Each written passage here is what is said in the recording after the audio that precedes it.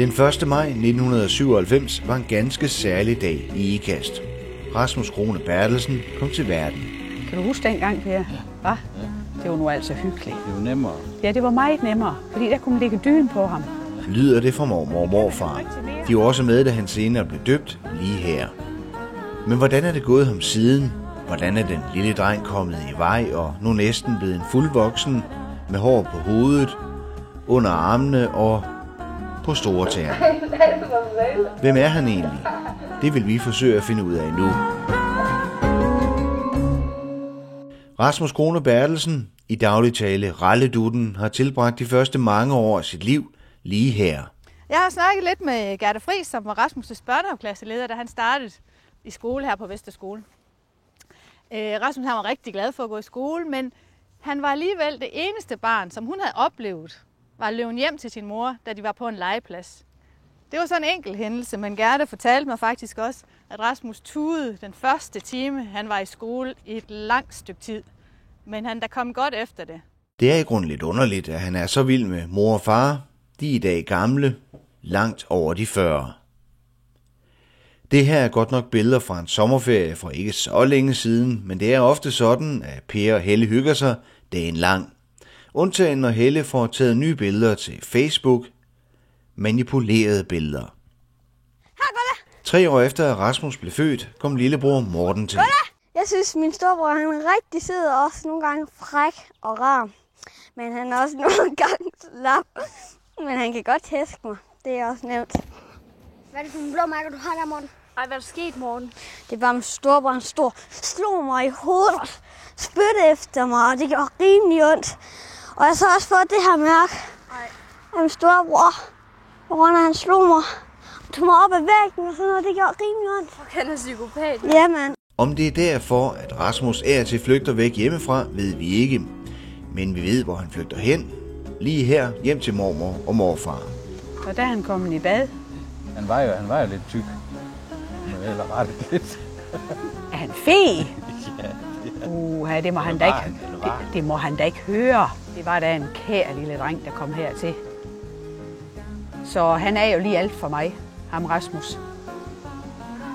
Så ham vil jeg ikke bytte væk for noget.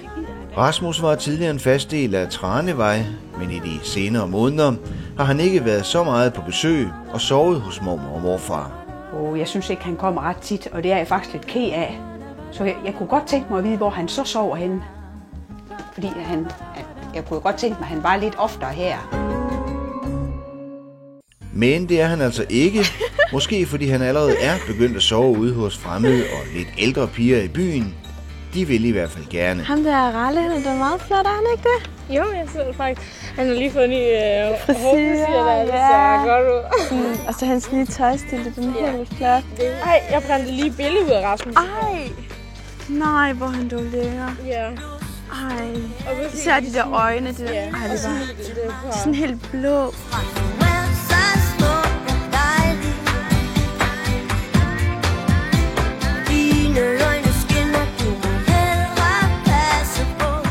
Men. Det er ren dagdrømmeri fra pigernes side. For Rasmus er ikke til nys og krammer. I hvert fald ikke med de der piger. Altså hver morgen, når han kommer i skole, så prøver jeg at vinke til ham og sådan noget, når han kommer kørende med hans blå cykel. Men han vil bare ikke komme i kontakt med os, og vi vil bare ikke have Helen tilbage på den cykel. Det er altså helt vildt irriterende. Måske er det derfor, at han bruger så meget tid lige her, i Ikasthallen, hvor den i flere år har stået på håndbold. Jamen, Rasmus han er en rigtig god dreng. Han kunne godt nå langt, hvis han ville. Men de negle der, han bliver ved med at bide i dem. Hver gang vi skal til at aflevere til ham ind på stregen, så står han med hænderne i munden. Det er lidt kompliceret. Han har dog af og til kontakt med enkelte piger. Her sidder han og klør Ulrikke på ryggen under Italiens sol. Og Anna-Sophie har han også besøgt flere gange. Men nok mest fordi de 2 piger er tidligere naboer. Det sker dog ikke så tit, men vi laver mange sjove ting sammen. Sover nogle gange sammen og spiller computerspil.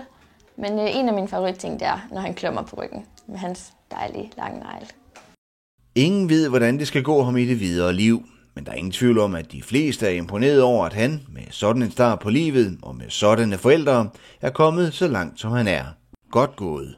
Tillykke med konfirmationen, Rasmus. Tak for alle de dejlige timer, vi har haft sammen med dig. Og tillykke på fødselsdagen, Ralle. Good luck med livet, Rasmus. Det får du måske brug for.